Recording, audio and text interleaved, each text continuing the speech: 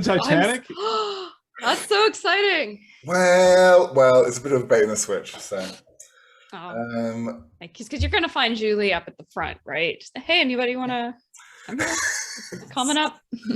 Let's fight icebergs. So, ladies, gentlemen, and NB peeps, please welcome to the wonderful D&D history.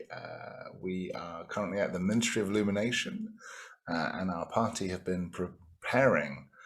They've been told they've been given a mission to visit the Titanic to rescue some certain people that were meant to go there and do a bit of work as some fellow agents. However, their chronoporters have malfunctioned. Lord Byron has been called away on a bit of seduction solo mission, so unfortunately he won't be here with you today. You guys didn't ask him too many questions because you knew he'd come back with a poem written about it, so you figured you'd just wait for that update. You were going to get the details, whether you wanted those details or not. Great graphic, floral details. So yes, you've been at the ministry for 4 days. There was some downtime preparing. I thought we'd go around and sort of introduce ourselves, who you are historically, and what you're doing in your downtime at the ministry. I think would kind of be illustrative of all of our characters. So let's start there. Should we go with the ladies first? Enchantée, je suis Julie. Are we doing names, like actual names, or shall we just we'll stay character if you want. That's fine, yeah.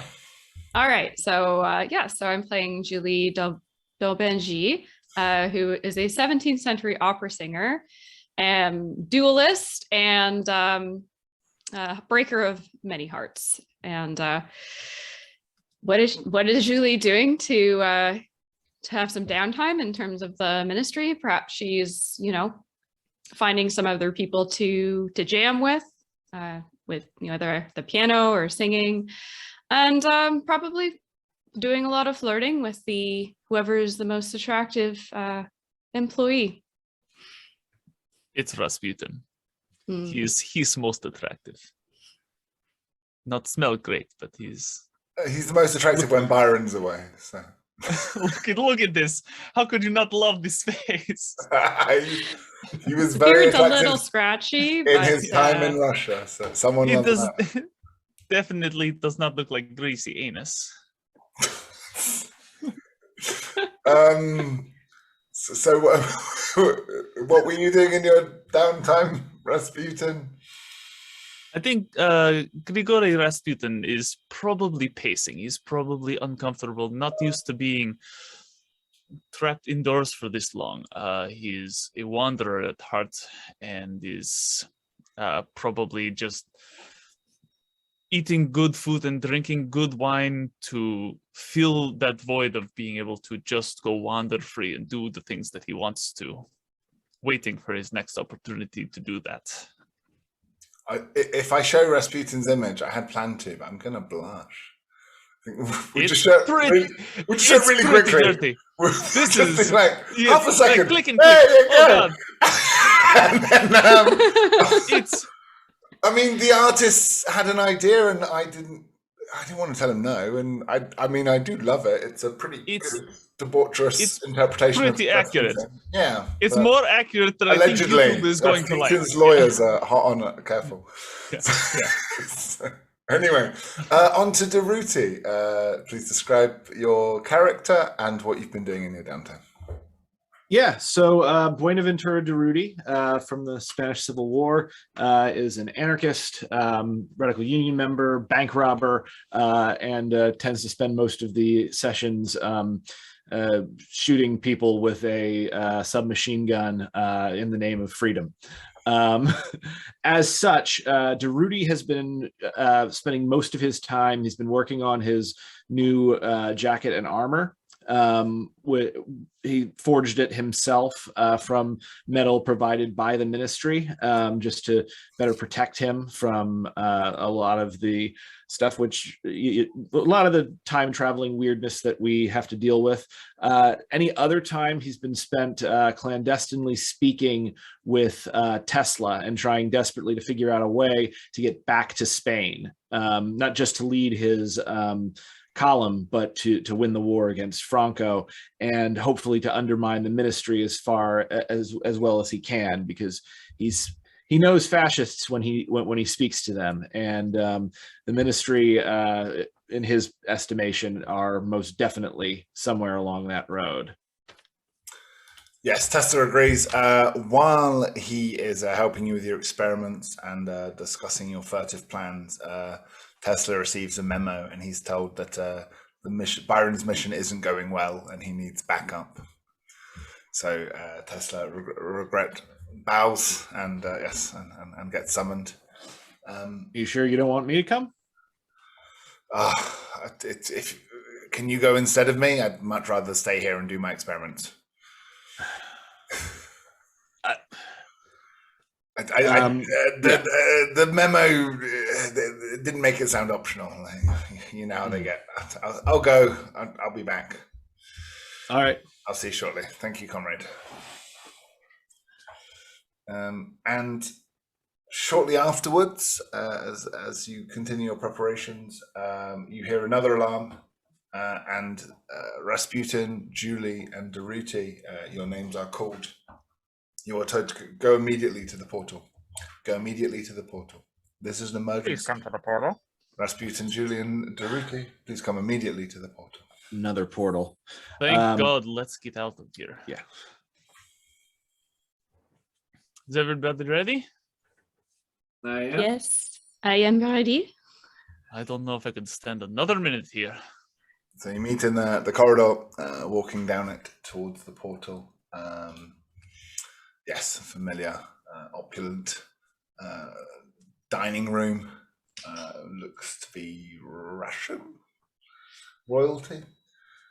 Rasputin might recognize some of the stylings in the artwork.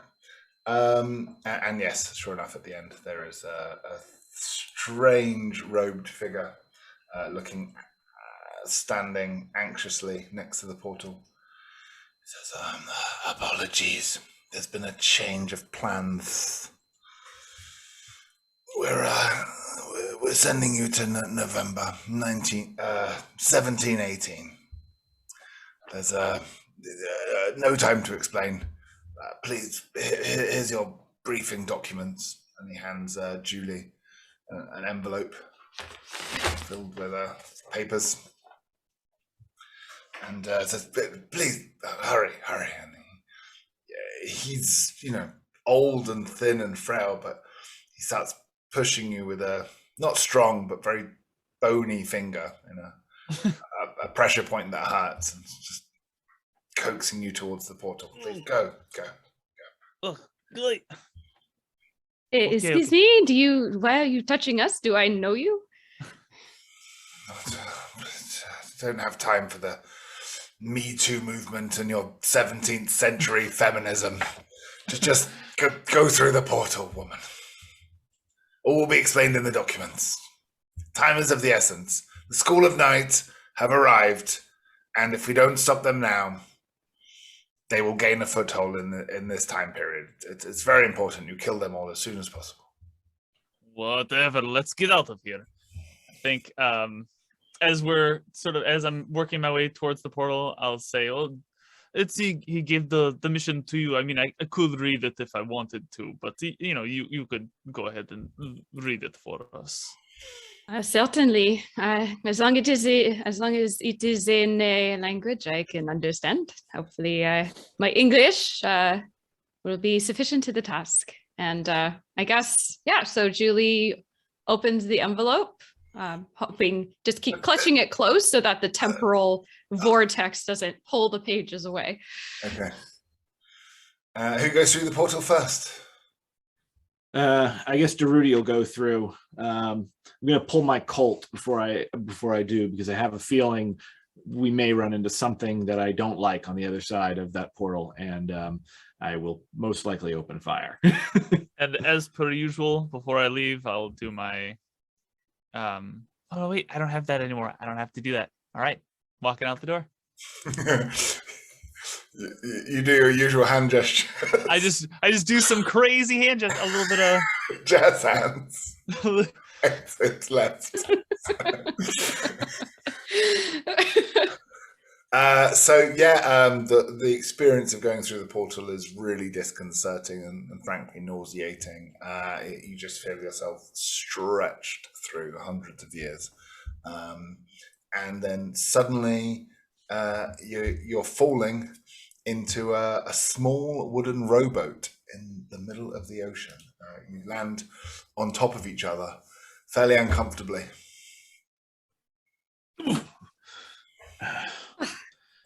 Comrade, would you mind taking your knee off my neck?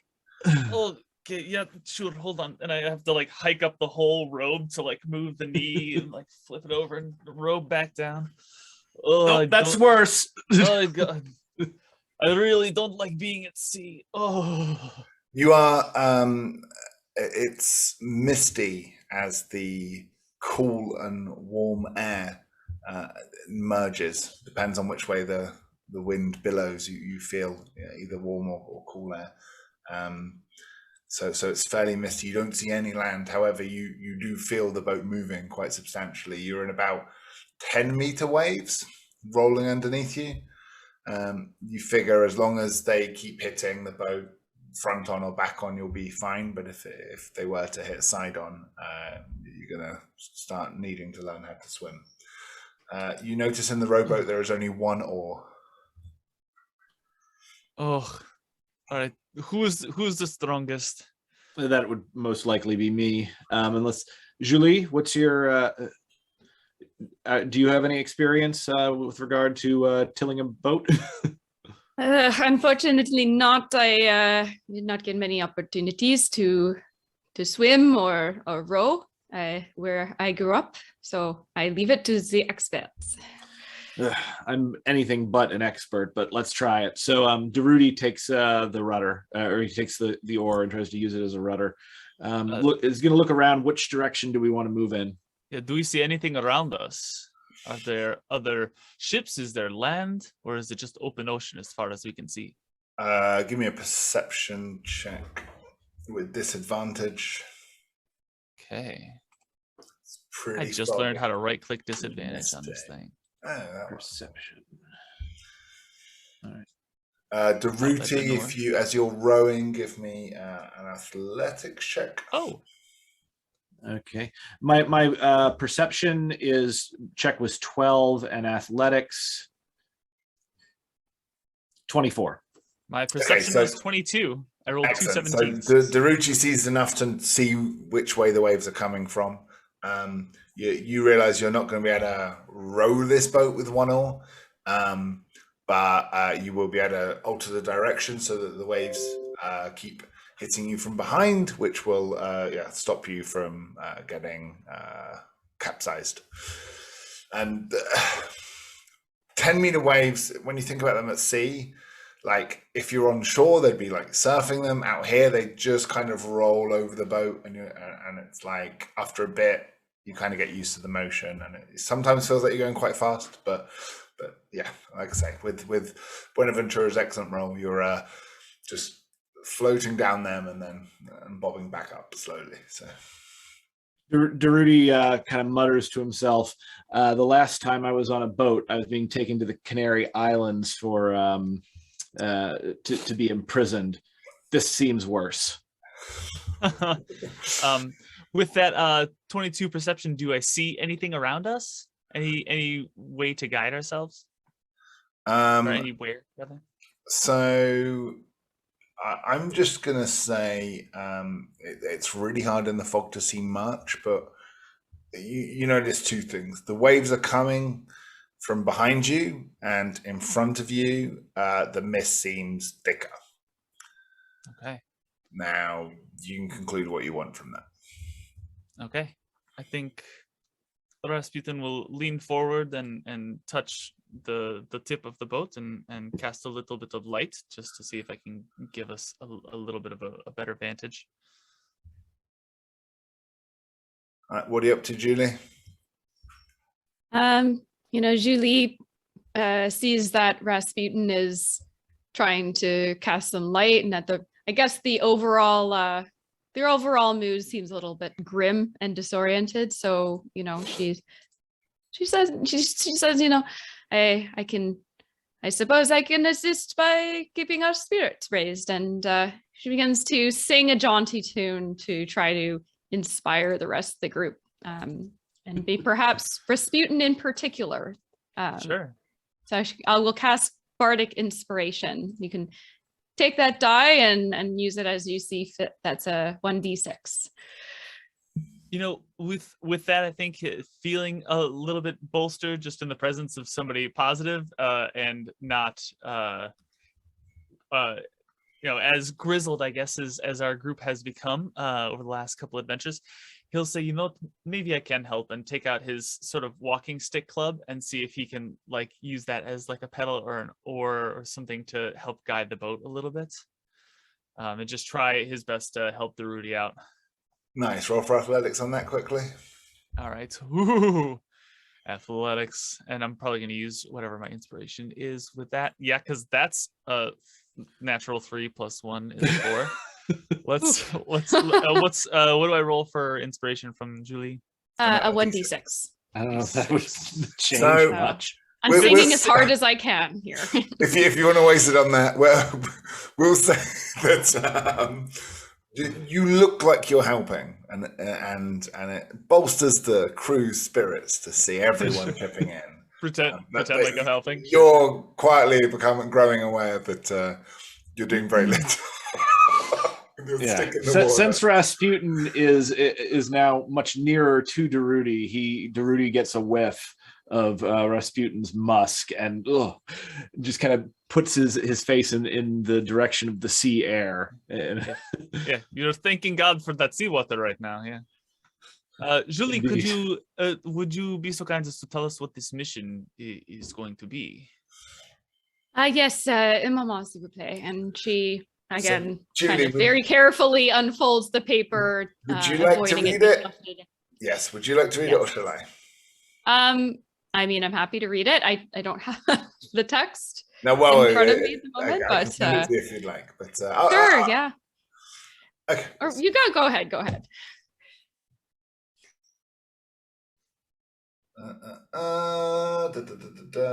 Okay, I'll go for it. It's easier. Welcome to 1718. It is the beginning of the end of the golden age of pirates. There are too many pirates to ship back to England for justice, and so they've started constructing gallows all up the American coast.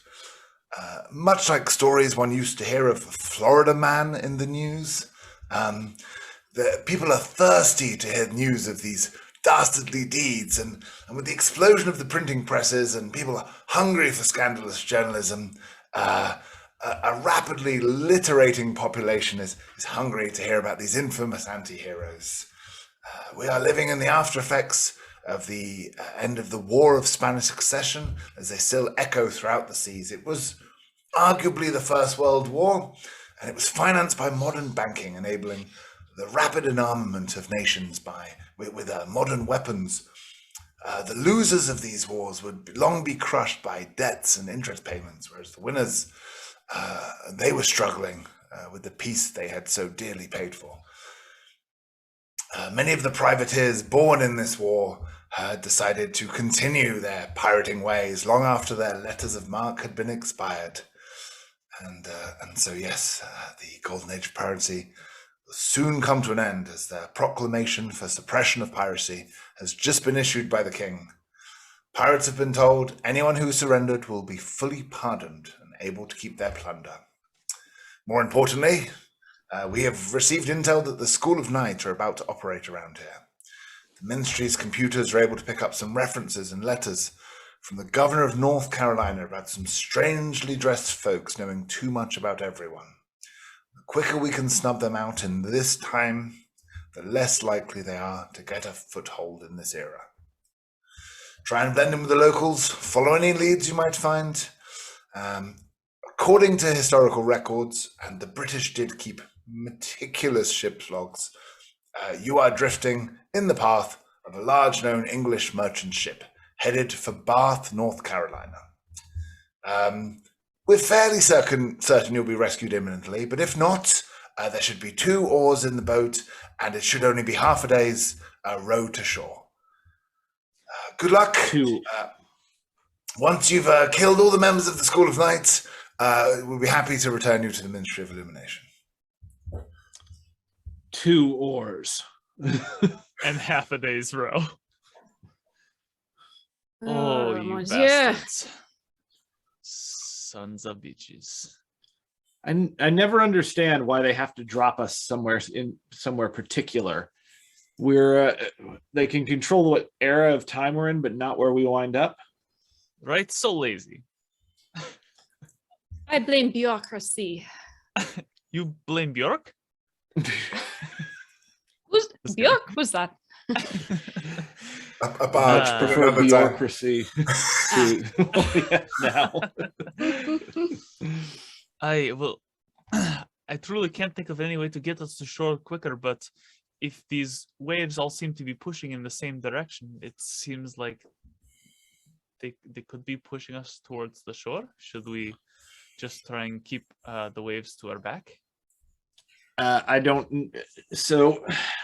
think Durutti knows much about marining. Yeah. But can I roll maybe a let me take a look here. A survival check, I imagine. Yeah, I think you're right. Let me roll a survival check to see if I can just intuit what we need to do here. All right. Oh, 7. You're concerned you're heading the wrong way. You want to turn around. Okay. Oh no. Oh, no. Durutti turns the boat around. Durutti, I don't know if we have the ability to turn the boat around. Do you have the physical ability to paddle against these waves? I think until the waves are smaller, we sort of need to just ride it out. Durutti tries his best despite the warnings from Rasputin. He's going to try to turn the boat around using his oar. Do I need to try and make a check for that? Yeah, give me an athletics check with disadvantage. Julie, Okay. for the love of God, hold on tight. Okay. I'm grabbing the gunnels with all of my might. 10. Yeah, it's just like you try and turn a bit, and then every time the waves, thankfully you don't turn enough, so every time the waves hit you, it sort of pushes you back. Okay, so I've just failed to turn the boat around, and I guess what I'm going to do then is, do my best to keep the boat in line with the waves and pray that I'm wrong. Fair enough. I won't make you do a religious check. I have an idea, but I'm not sure if it's going to work. They said that we're in the path of a boat. Durutti, do you think you could try something for me? Could I have one piece of your ammo? Sure. Durutti is the ammo is scarce, but Durutti's he's fine. He reaches in. What type of round do you need? Whatever you think will either the biggest or what will fly the highest. So what Durutti's going to do is he's going to pull out the ammunition for his Mauser rifle and hand that over to Rasputin. And I think Rasputin will take. I'll take the one bullet and look it over in his hand and just try one more time. Just take his finger and touch it and cast light, and then say, "Can you just fire this straight up?" All right. So Durutti loads the glowing he loads the glowing rifle ammo, aims his Mauser above them while still keeping a hand on the boat, and blam! the shot is incredibly loud, and the bullet goes streaking up into the sky. What happens? Yeah. So almost immediately, you hear far off to your just off the port side of your bow, your stern. The ringing of a bell, right? Right. And some muffled voices shouting, "Pirates!" God, I forgot how loud that thing is. God damn it! Oh my god, it's right in my ears. What language? Do we know what language these mumbling people are speaking? You picked up one word of English, but you don't know because you have a universal translator, so everything sounds French to you. So. Trying to get a read on our location, but based on the letters, Julie has a sneaking suspicion we might be off the coast of America somewhere. I guess Daruti tries to bring the boat closer to that ship, move in that direction. Is that another athletics check? Yeah. Rasputin will feebly just use his walking stick. To, if you do an athletics check as well, Rasputin. Ouch, 9. That's a big old 5. Oh god. And honestly, guys, like a 15 would have had you guys capsize, because the worst thing is a medium roll, right? Like, whereas a bad roll, the waves just push you and you don't manage to do anything. So you're fine. You continue to fail. The power of these big waves, you continue to move in the same direction. Whoever has the highest passive perception start to see a quite large sloop through the fog. Mine is only a 15. Mine's 13. Julie? 12. Okay, so I think Rasputin is first to spot the woodwork. And yes, there is your light still up, Rasputin? I believe if I cast light on the bullet thing, it will no longer be on the. Okay, but yeah. So you spot them before they spot you. You can see there's a big boat, and there's people on the side looking in terror. What they presume to be a pirate ship that's just fired its cannons at them. So I'll make sure my cross is pulled out, and just start waving my hands best I can and say, help, we're in a small boat, we're lost in the waves, please help us. Captain, hew and flotsam off the bow. Oh, thank God. Help, right over here. And then you hear some muttering again, a bit inaudible, as they're trying to work out if you're a risk or not. And I say, have you got cannons or guns? One man with guns, but I am a holy man. I have not but a stick, and there is a woman aboard. Oh, secours! Help us! I tried to look as innocent as possible, and as sad and waterlogged. A natural actor. Sounds like they're shipwrecked. They're French. Very well, bring them aboard. And with that, ropes get thrown. You get pulled closer. It's difficult in the heavy seas, but they're able mariners, and so they're able to also turn with the waves behind them, and quickly, they throw 2 ropes and bark orders at you to tie the ropes to the front and the back of the boat. Whoever wants to do that, I presume Rasputin and Daruti are at the front and back. If you can give me an acrobatics check. Ooh, acrobatics, sure. Not bad, 16. For a guy with a limp. Oh, finally, Daruti starts rolling. Wow, just in time. And so, yes, they pull the whole boat up, figuring it's, but the easiest way rather than trust you to try and climb up the side of a boat. And you're in. You land once again uncomfortably, wetly onto the deck of the boat. And you are surrounded by what seems to be British merchants, the British Merchant Navy. They've all come from below deck. It's a lot of people. They're all looking at you suspiciously, waiting to hear what you say. I'll immediately use the walking stick to look as feeble as possible and start. Oh, bless you, thank you so much. Oh, we were lost out there for so long. How long? It is so hard to tell. Maybe about a day, would you say? I was asleep for some of it. Roll for deception. You were saying, Daruti? Daruti kind of mutters to himself that this is where that this is usually what Byron handles, but since Byron's out, he's just going to clasp one of the sailors like on the hand, and he's going to attempt to speak to him like a working class person, so see if he can connect with him. So what would that be? Insight? No, I'll go for persuasion as well. Persuasion? Okay. What was your score, Rescue? My 16. Okay, yeah. They 19. believe that story, and they. So you were sailors. Were you shipwrecked? We were shipwrecked. We're not so much sailors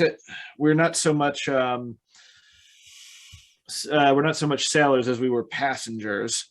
The entire ship was lost. I'm very sorry for your loss. That happens all too often around here. Was it bad weather or something worse? Well, he's going to look back at the rolling waves and say, "Bad weather." So close to shore. Potentially a drunk crew. I did not trust them. Well, it's not good to speak ill of the dead. May they rest in peace now. He'll do like a little sign. Is that a Catholic thing? I don't actually. I think that's a Catholic thing. I don't think Russian Orthodox is doing signs of crosses. They got like 6 points, right? They do them all. And yes, they are now amazed at the sight of Julie. Some of these men haven't seen a woman in some time. Excellent. Julie again is Julie is if there's one thing she can do well is she can use her feminine wiles to come on top, if you'll pardon the pun, of a situation. And so she just laying on as much of the charm as possible, just says, yes, we are so grateful for you to have rescued us. We were terrified, and after our boat capsized, I thought, oh, I will die without ever seeing this beautiful new world that so many people speak so well of. Thank you so much. You're most welcome, my lady. It's just the duty of a British gentleman and officer. However, I have some more bad news for you. I'm afraid this new world has been grossly missold to you. It's a complete shithole. What a surprise. they need cheap labor. Yes, it's not the land of promise and plenty that your poster might have said. That is unfortunate, but nevertheless, I have my life, and perhaps there will be a place for me in New France or wherever we have found ourselves. And in fact, may I ask where exactly are we? I'm afraid we might have blown off course quite a bit. A day at sea, I'm sure you have. We're North Carolina. We're just on the way to Bath. Hopefully, the governor should be willing to trade with us there. That's the plan. We're hours from land. We're nearly home. The waves would have pushed you ashore had we not arrived. I'm not sure you needed the rescue, to be honest.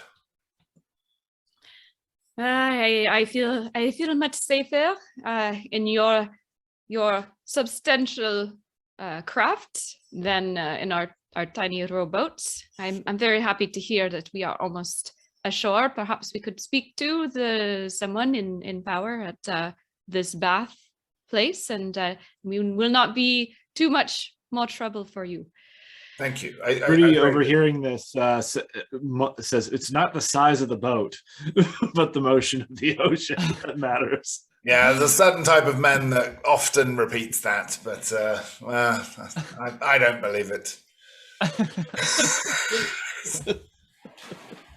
So, without you guys, excuse me, you're all very charming, and if we have the opportunity to meet together, I'd happily buy you a drink and make sure you have somewhere safe to stay tonight. But look, dangerous waters, piracy's rampant, and with this fog, we're really flying blind here. So, please stay out the way of the crew, and don't bring any more bad luck upon the boats you're on. Thank you. And with that, he kind of turns, bows, and walks away and starts barking orders. Tells people to return up to the crow's nest and watch for pirates. You get the feeling you've managed to avoid arousing his suspicions, which isn't easy. Amazing. So I would gather together our small crew, and so we are coming to this area to find the people we are looking for, but what do you think are the chances that they are here at the boat? Do you think that they are where we are going? Should we be searching this boat for information as well? What do you think? They give us so little information, but on the one hand, the captain, it would be best for us to leave well enough alone. Perhaps we could try to speak with some of the people, or we could wait until we have landed ashore and perhaps be able to persuade people to speak once they have embarked.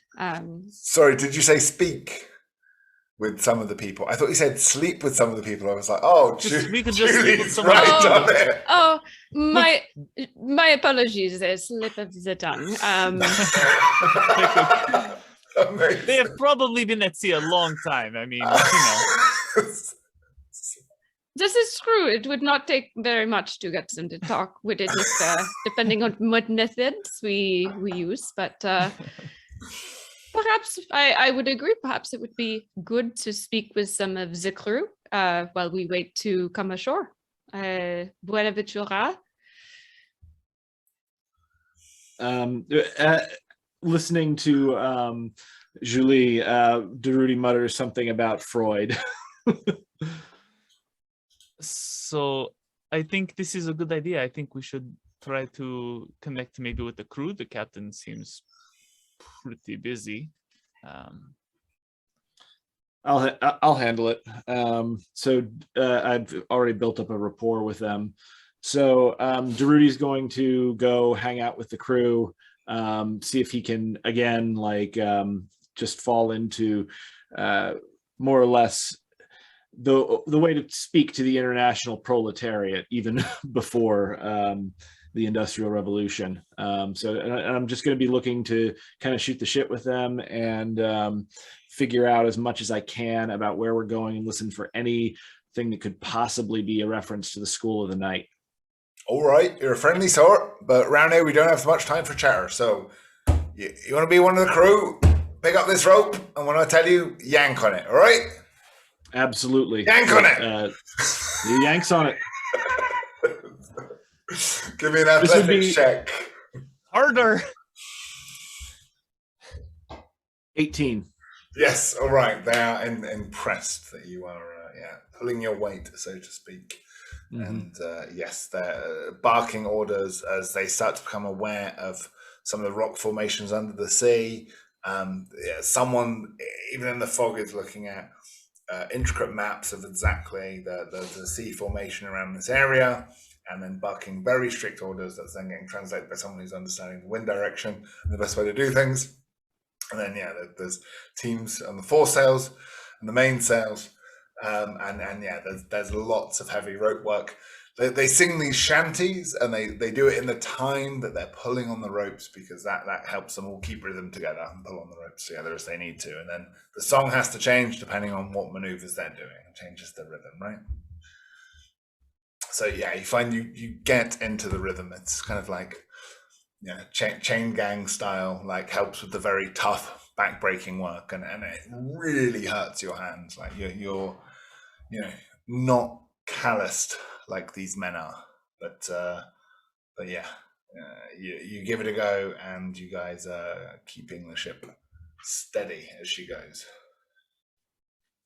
I think I'll say to Julie, I'm not much help up here, and I'm not the most charming to everybody. So I think I'm going to try and find work in the galley and just see if he can find whoever seems in charge and say, look, I could not be much help up here. I don't know if you have use for a priest, but I am, I can be quite handy in the kitchen. Does anybody need help, peeling potatoes or? We're nearly at land. We'll be eating steak, I imagine. That'd be lovely. But how are your eyes, Father? They're quite good for my age. Okay. How's your climbing? Not great. All right. Well, stay down there and keep a lookout, and look for the pirate flags. I can definitely do that. So I'll head to the prow. Is that the front? The prow? Yeah, we'll take it. I will accept all the vaguely nautical sounding. and do my best to keep my eyes out for things. I do not know. Wait, is it dark right now, or is it like sort of dawn, like we're looking at sunrise? Yeah, it's dawn. Yeah. Sunrise. Okay. So I'll do my best to keep my eyes out there. Perception. Yes. And as the sun rises, it's starting to burn off the mist, so you're starting to see further and further. All right. Regular perception. Oh, it was so good, and then it wasn't. That would be a 9. Oh.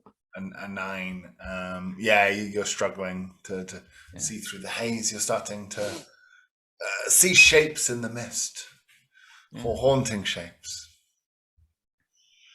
I might be of better use once the fog burns off, but I am trying. And Julie, what are you up to? I think I've taken Rasputin's advice to heart, and never a good idea. I go down below decks to see if there is anyone, perhaps to find a quiet area in the boat where I could perhaps persuade a sailor to tell me a little bit more about their cargo, their mission. Cool. So it's fairly quiet below decks, but you can see there's the rooms where the cabins where the crew sleep in hammocks, but there's no one in there. As you go through the main hull, there's the cargo, and there is a quartermaster. He has a peg leg, and he is sat down, busy counting. He's just sort of finishing off the tally of all the cargo they've got left on board, ready to sell. You appear to be a very busy man. You must be doing good business with this ship and crew.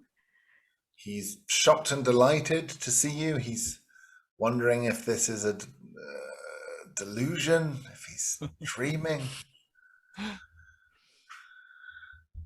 Does he say anything back? He's trying to. It's good to dame you. Good day. It's nice to meet you. It's a pleasure. The pleasure is all mine. And I, 2 hands on the desk. Hey, your captain was kind enough to rescue me and my comrades. Oh, but that he's was the such a busy commotion. man. Yeah, that would make sense. Yes, of course. Welcome aboard. Glad we could rescue you. Yes, absolutely.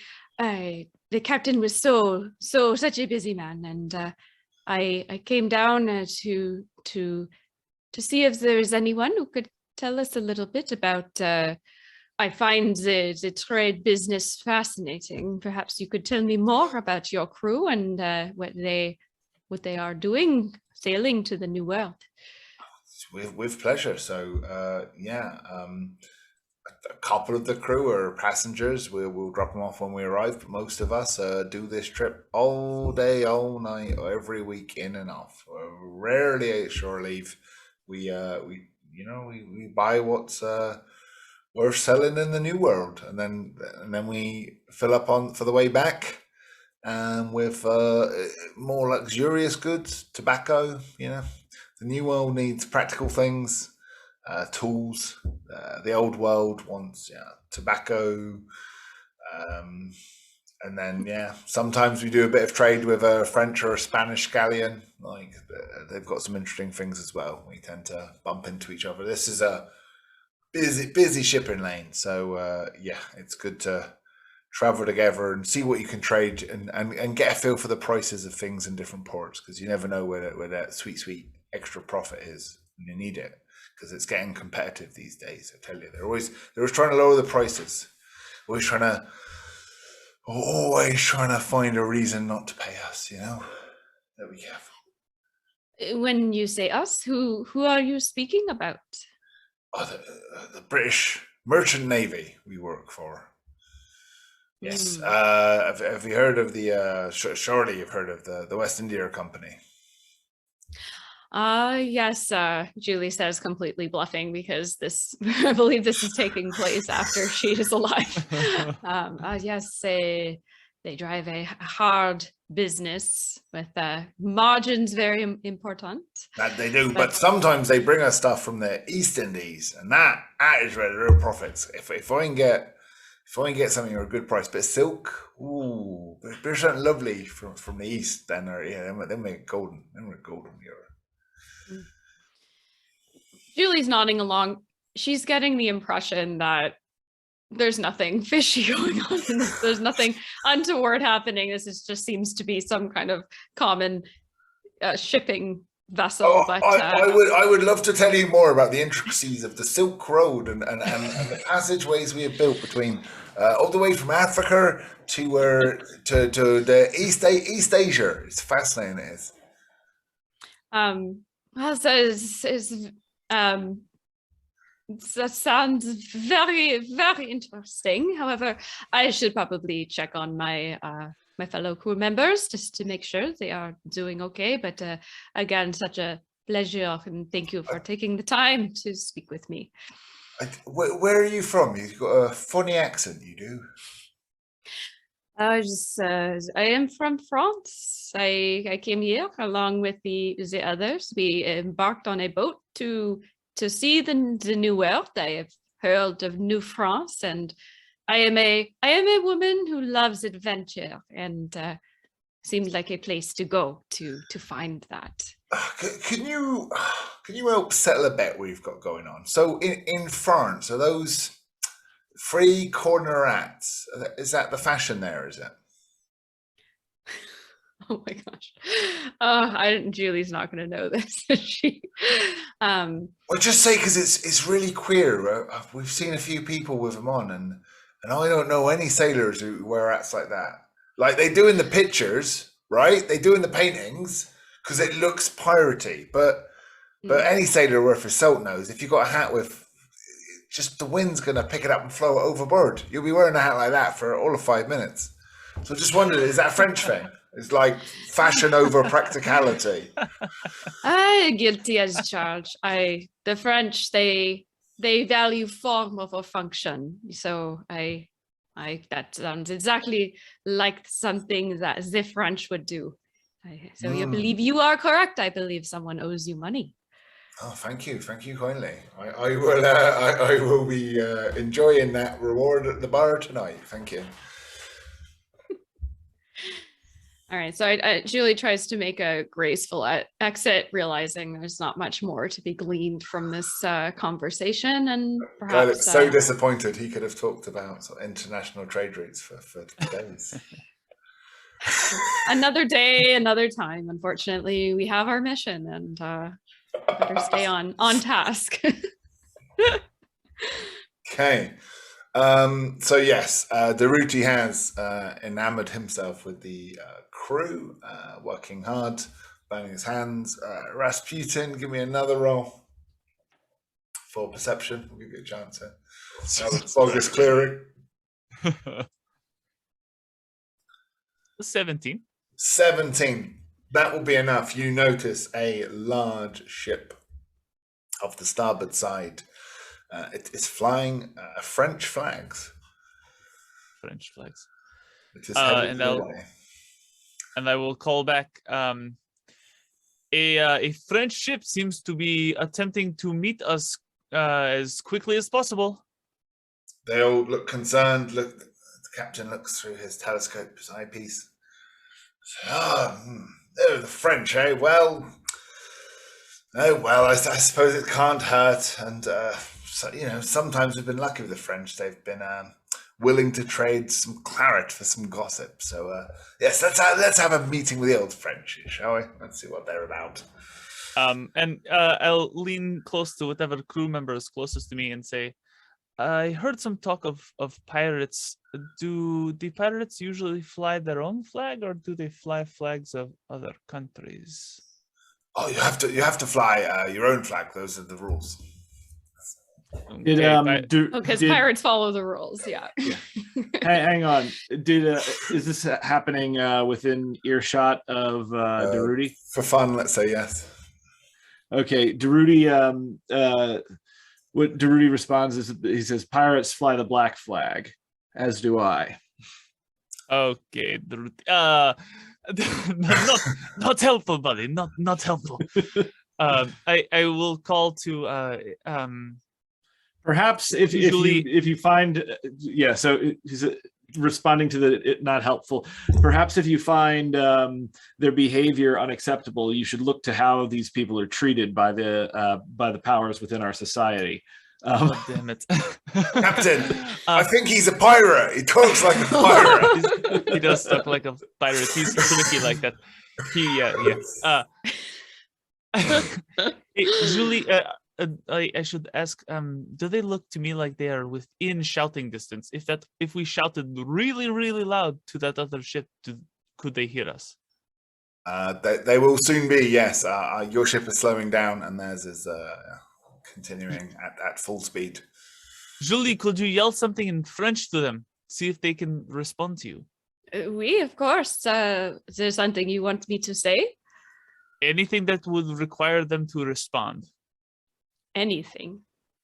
The captain turns to Buenaventura Daruti and goes, "I have my suspicions about you, young man. And if it turns out you're a pirate, I will be the first to take you to the gallows."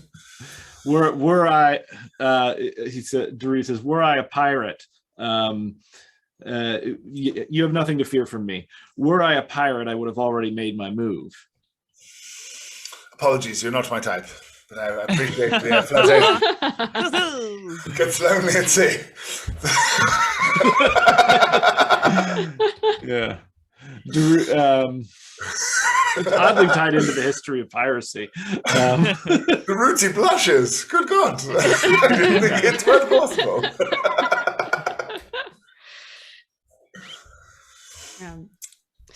Meanwhile, Julie is... What she's going to shout. I'm going to shout, just... Bonjour à tous et à toutes. Comment ça va? Mes amis. How is it going, my friends? There's no reply for a bit, and then when they're about 100 feet away, you hear voulez-vous coucher avec moi? I don't know French. Julie, do they sound French to you? Yes, unfortunately. Like Pepe Le Pew. French sailors. There's a reason I did not go to the sea in my childhood. Julie, you would have picked up on a weak French accent. I'll put it that way. A weak French accent. Oh, okay. Yeah. That's interesting. I suspect they are not French, now that I think of it. Perhaps Captain, she says they may not be French. Oh man, it's just really hard to hold the Russian accent right now. I know. You're doing great. God bless you both. It's brutal. I don't even try for the Spanish accent. Probably the way to go. Mi nombre es Ruti. Okay. So the captain's concerned. What's that you say? Like, you don't think they're French? Duruti, get yourself ready. Can you not see the flag? They have a French flag. Oh, for God. goodness sake. You Anyone can steal raise a French flag. You can steal whatever flag you want. How long Duruti, have you get been yourself ready. sailing? Panic enters the captain's eyes as realization dawns. He says, sound the alarms! Turn hard to starboard! And the bells start ringing, and the sails get let out. Give me a investigation check, someone. Investigation? Yeah. I'm not good on that one. So somebody else, because investigation is intelligence. Anyone that wants to know what's about to happen. 17. 17. I'll roll just in case. Julie is sure of two things: that these guys are not French. She's been propositioned by many a Frenchman, and they're smoother than that. And she doesn't think the evasive maneuvers are going to work. This ship is faster and has the advantage. Captain, does this ship have cannons? Oi, it does. He doesn't say in a Irish accent, he says in a posh British accent. Oh, yes, it does. I was like, we're going full pirate. But we can't fire upon a French ship with a French flag. We have peace. Duruti, go find the cannon. Be ready to fire the cannons if they show the inappropriate flag. I'm Julie cocked her crossbow and is trying to fire the flag to rip the flag.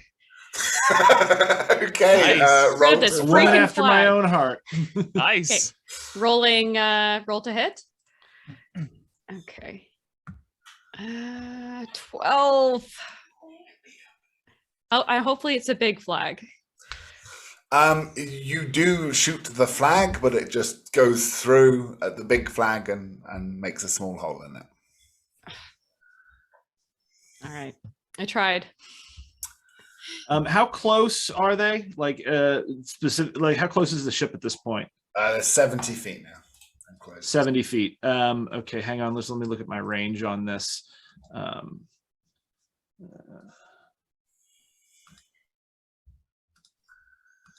So I'm not getting anything. All right. So first off, Daruti's going to look. He does also speak French.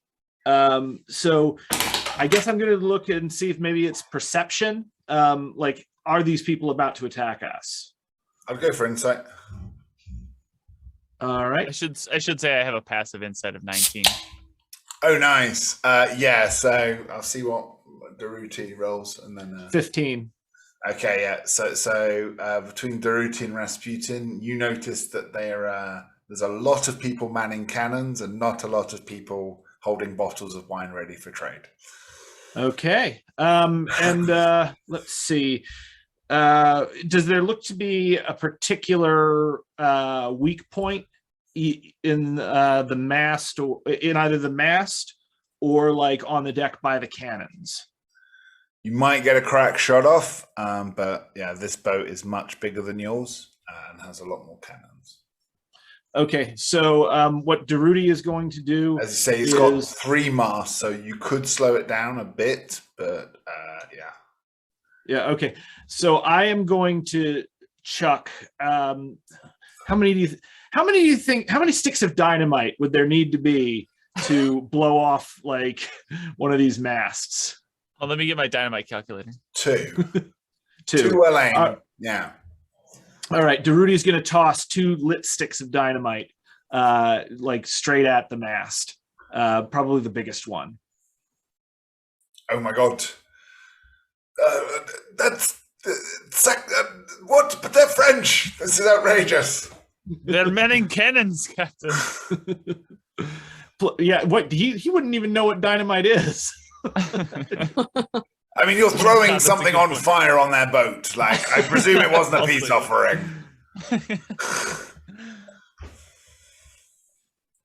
All right. So what happens with the dynamite? Do I need to roll for it, or?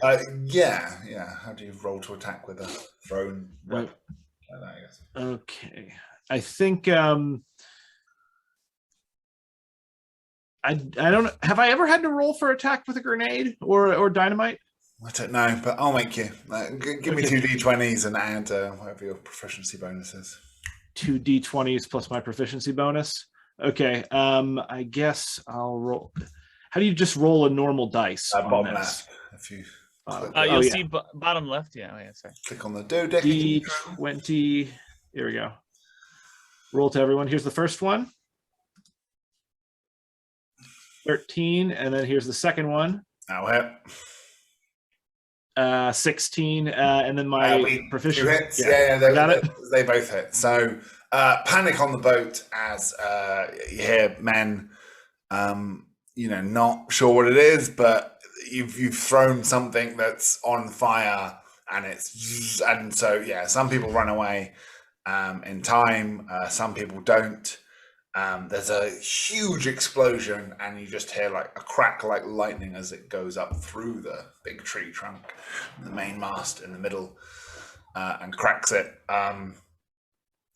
The boat still has enough momentum, and so it's really cool with sailing. You'll see racers do this sometimes. If you're upwind of someone, you block their wind, right? So and that's what they've done. They've come at you windward.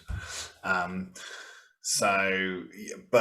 no doubt that will have a massive effect. The middle mast topples, and with that, the crew go, "Fuck it! Jigs up, lads! Cannons away!" And there is just a fucking blast as this massive boat just unleashes a hell of 430 cannons at once. I'm going to need you all to give me dexterity saving throws with disadvantage. Absolutely. All right. That's going to be a 13 from me. Oh. Actually, That's a 14. 10, though one of them was a natural 20. That's annoying. Yeah. Sucks to lose it.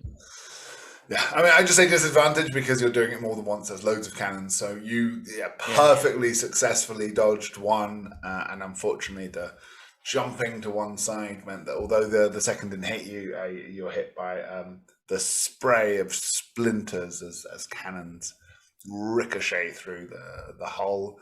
You, Rasputin? 14. That's the only save.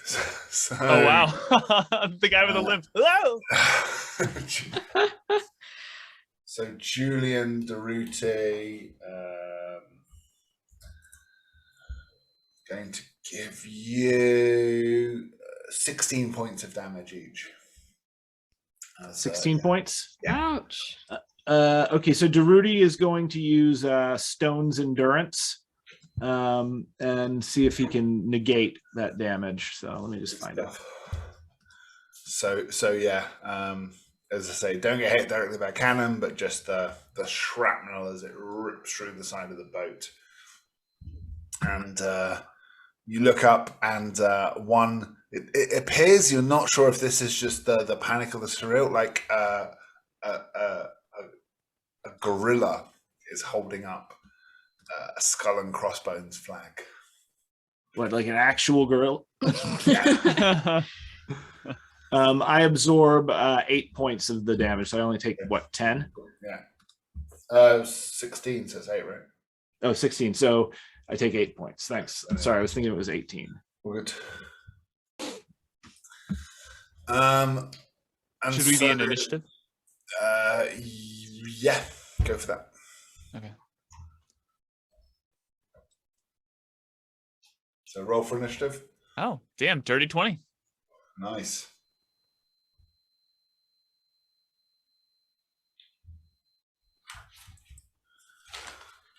Or would you like you want all of us to roll? Yes, please. Yeah. Initiative. Okay.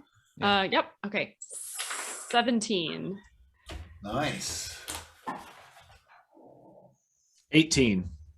All right, gang. Wow. Holy shit. A lot of initiative. We get stuff done on this Get time shit traveling team. That will actually be enough then for you guys to all go first. Hell yeah. That negates the surprise round somewhat.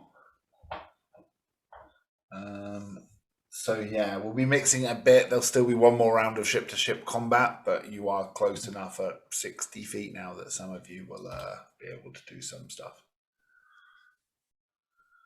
Alrighty. Holy shit, that is cool looking. Yeah. Hang on, I don't have the full screen up. I want to see the cool stuff too. Ooh, it does look neat. Here. So you would buy the sales. Tesla's not here. Sorry.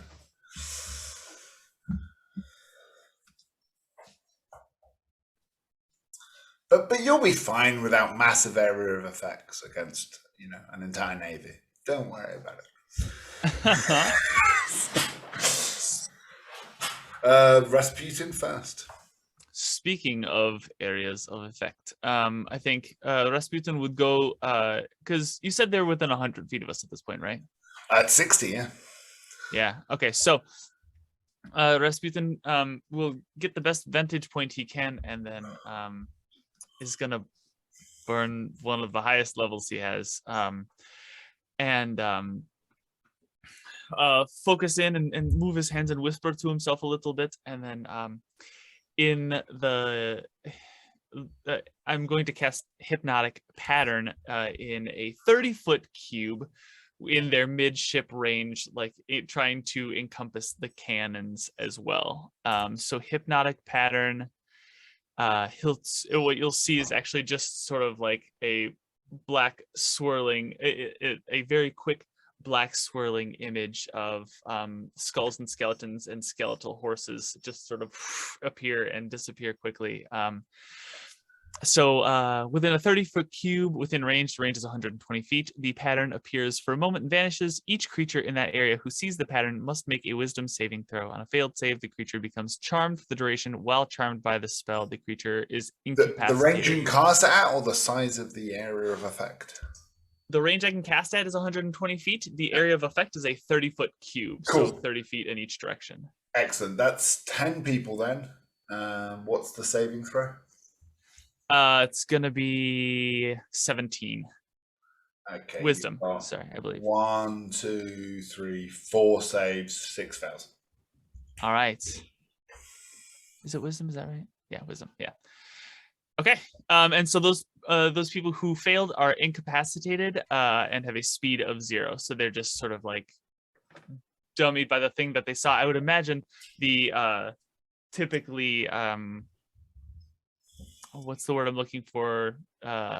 Superstitious crew over there, having seen skulls and skeletal horses, are a little bit dumbfounded by what that means for their journey. The fuck out. Okay, awesome. Anything else from you, Rasputin? And as a bonus action, I will sort of just run my hand along my club and sort of try my best to stealthily cast Shillelagh. Okay, nice one. Good stuff. Buenaventura, on to you. Okay, so let me get this straight. We've been boarded at this point? No, they're still 60 feet away.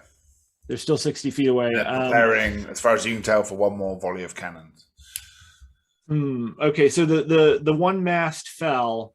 What about? Does it look like there's either a weak spot by several of the cannons, or should I go for another mast? What looks like it's going to be more useful to basically end this as quickly as possible? You could take another mast out. That would definitely, give you the speed advantage. Because right now they're probably still just slightly going faster than you, but another mast would do it. The cannons, you're not sure. You could take out maybe 4 cannons. That's 4 out of 30. So 4 out of how many cannons? 30. 30. 4 out of 30 cannons. All right, I'm going to go for the mast again. All right. And this is a 2 20s I'm rolling? Yeah. Okay. Let's see what I got. Okay, first 2, roll. So that is 36 combined, 17 plus 19 plus what? They're both work. That's another mask obliterated. This one's smaller, and so actually, just topples over quicker and rolls off the deck into the water, along with some people who are blown in the explosion. Damaged the ship. Okay, great. As a bonus action, can I try to intimidate them? It seems superfluous, but sure. Oh. No, Okay. well, what's 4 sticks of dynamite between friends, I think. Just slowly walk away from the explosion. That should work. Oh, you're going to walk away slowly without looking backwards with the explosions in the background. Nice. It's pretty goddamn intimidating. That's exactly what Daruti does. He chucks the other You guys start 2 bits of slow dynamite. motion walking away. Doesn't even look to see if he got it. Turns around and walks because he's going to start to get into position to fire off his Mauser. And so as he's walking with the Mauser over his shoulder, boom! Down comes the second mast. And what was your intimidation roll? Yeah, let's get an intimidation roll. Intimidation. Oh, this will be fun. Surprisingly low. 9. Well, I think your front is more intimidating than your back. I'll put it that way. Why is he just walking away? Clearly a madman. We can take him. Julius, your go.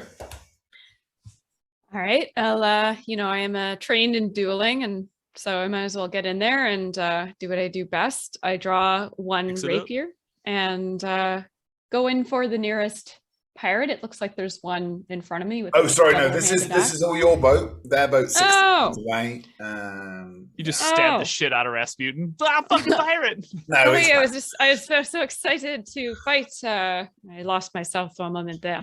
No, they're a bit far away for a sword attack. How far are they away again? 60 feet. 60. You know what has a range of 90 feet?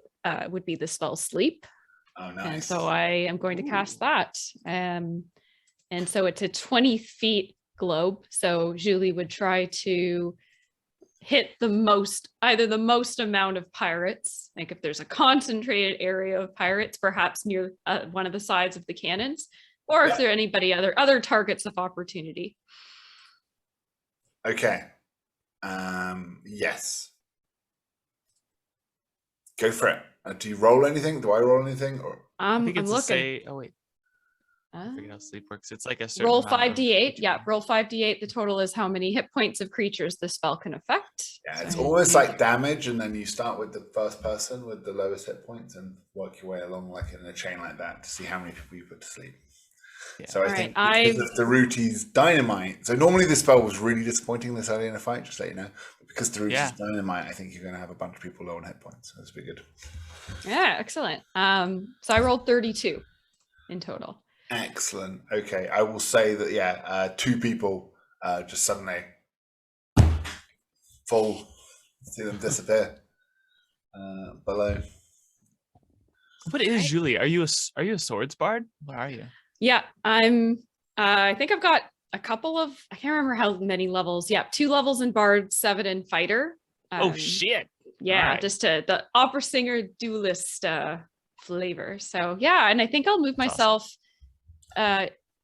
port, or is it on the port or the starboard side that the boat is closest to? The boat is starboard, sir.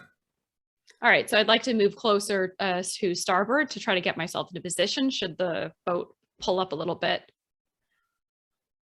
Yeah, you can do that. Yeah, sure. Oh shit, I'm sorry. Are those cannons on our level? Yeah. Oh, okay. I would have moved myself towards a cannon as Julie is for my movement fine. as well. Perfect. Yeah, that's convenient. Rudy walks away looking cool. Yeah, which I love. That's what I was confused. Like, are you walking towards enemies? I threw you for a loop. But... I'm putting some distance. The pirate's going to go. I'm going to need another deck saving throw from you all. Yeah. Okay. Let's do it. Still at disadvantage? No, because there's less cannons now. They did their big volley the first time, and now it's just like the second. I'm 14. 17. Who got 14, sorry? I got 14. Okay, but Rasputin gets hit? Yeah. Oh, yeah.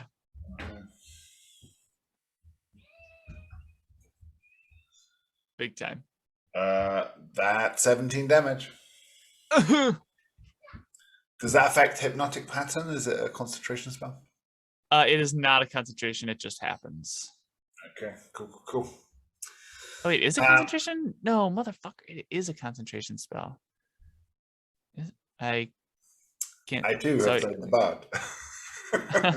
Oh, yeah, there's the C. I see the C right now. Yeah, okay. So 17, and I roll a constitution save against that? Against half of 17, correct? Or 10. It's 10 or half the damage. No.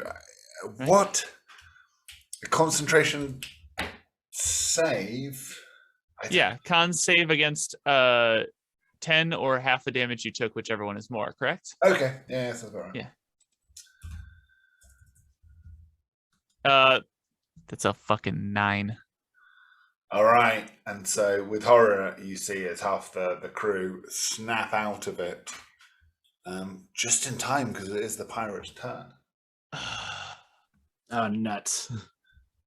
That hurts. Some of them are carrying pistols. They shoot wildly into the crowd. It'll be 2 hits. I'm going to say they go for Daruti, just because he's thrown 4 sticks of dynamite and cracked 2 of their masts. Seems fair. Does an 18 hit you? Yes. So that's 4 hits because it's honestly got a 19 plus 6, a critical, and an 18. So okay. No, this is gonna hurt. Yeah.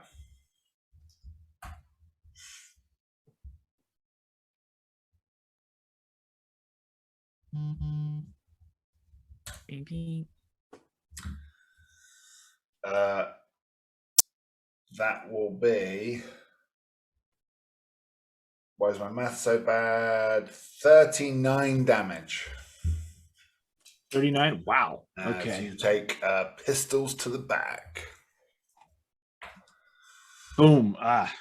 My armored jacket saves me from taking from that ending my life, but I'm pretty injured at this point. It is now the captain of your ship's turn. He will shout immediately, "Raise the white flag! We surrender! We surrender!"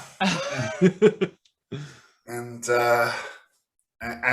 yeah, with that they surrender. All the men are holding their arms up around you. International act of cowardice, and not wishing Would to have die. expected better from the British. Cowards. I I most definitely would not. we're traders. We're on minimum wage. Like, we don't get paid to fight pirates. Like this shit's all insured anyway. Like no, it's not worth it. Fuck them. Yeah, they can have it. I'm not dying for it.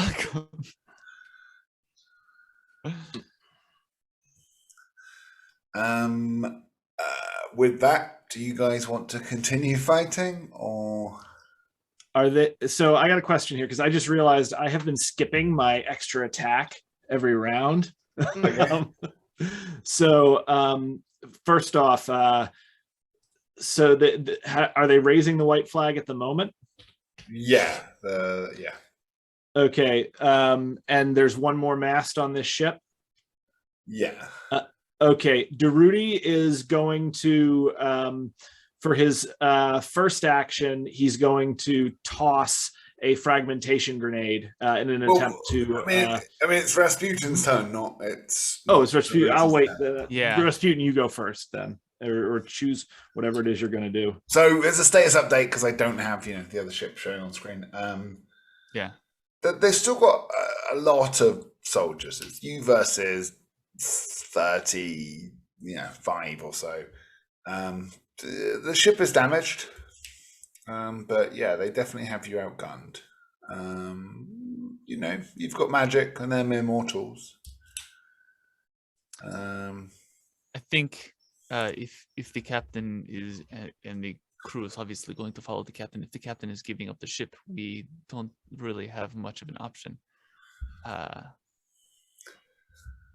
But I think I'll try to do my best to, if they are going to come aboard, to get aboard their ship going unnoticed. The captain, seeing you guys are debating this, approaches you and says, do you see that flag there? Do you know whose flag that is? It seems like it belongs to a gorilla. No, not the gorilla. The flag. It's Blackbeard. He's made a deal with the devil. He'll kill us all. He killed half of his own crew last week, apparently. You guys look like you can fight. You do not want to fight Blackbeard. We've heard he's very reasonable. If we give him everything, he might have been before I blew up with our lives. Mast. He's really gonna like you. Very well. Durruti returns the grenade and the one piece of dynamite to his. No, you know what Durruti's going to do? Actually, he's going to turn to the crew, and he's going to say, "Your captain's ordered you to surrender. I say we do this democratically. Who wants to surrender?" They raise their hands higher. Mm-hmm. Is it Blackbeard? Is that true? Fucking hell, he's the devil. I've heard he's got 12 wives. I don't want him to make me one of them. Lord. All right, Durruti says that's it. That's it then. I will defer to democracy and surrender. I think, as after everybody says he made a deal with the devil, Rasputin will walk slowly past the captain and just whisper to him, "So have I," and let his eyes flash a little bit, and then go find the darkest place he can, within his walking range, and then use my action to use my warlock feature, one with shadows, and just sort of become invisible in that shadow and just wait to see what happens when the pirates come aboard. All right, so they quickly throw ropes with hooks on and pull the boats closer together, and after making a dramatic entrance, the crew jump over. Some of them are a bit shaken up by what's just happened with their mast and the devil's pattern. And someone shot their flag, nearly shot their monkey. So, they're a bit upset. You bastards. Nearly shot my monkey. Nearly shot the monkey. No, he didn't nearly shoot the monkey. Shot the French flag, which was on the top of the mast. I'm sorry. I correct myself. The crew jump over. They are a terrifying group, intimidating, fierce. Trademark. Come at me, Disney. I ain't afraid I'm a God, please say something pirate, else. and pirates don't care. Yeah, they stole it from Blackbeard or whatever. Right. And so yeah, after realizing that everyone's surrendering, they start to look at Daruti and Julie and saying, "Your hands up." Daruti, he's got his freaking star, his freaking star submachine gun, but he's going to put his hands up, just to let them know that he doesn't intend to fight if he doesn't have to. All right, and with that, they all sort of sing out like, "Yo ho, Captain Blackbeard," and sure enough, he jumps over, bows, says, "All right, my handsomes, how are you? Sorry to scare you. Just bit of business." Indeed. And what business would that be? Well, I'm rescuing your ship from danger. Julie kind of rolls her eyes, but says nothing. Very well. What do you want? All of the cargo and your ship. That'd be lovely, thank you. And the cannons too. That should help. Make up for the masts. Oh, you did a great number on them. You're a scally, aren't you, me handsome? I like. You could say that. How'd you do that? That was almost as impressive as your lovely lady friend over there. Hello, my lady. Meld. Look, can we make it this over with as quickly as possible? Clearly, you're here to take what you want and just leave us be. We mean you no harm. Not the first time I've heard that, my darling, but trust me, takes us long till we're done. And I mean that, my lady, until we're both done. So, right. My reputation precedes me, I can tell. I want no trouble, no fuss, right? All of you were being shipwrecked until we came to rescue you.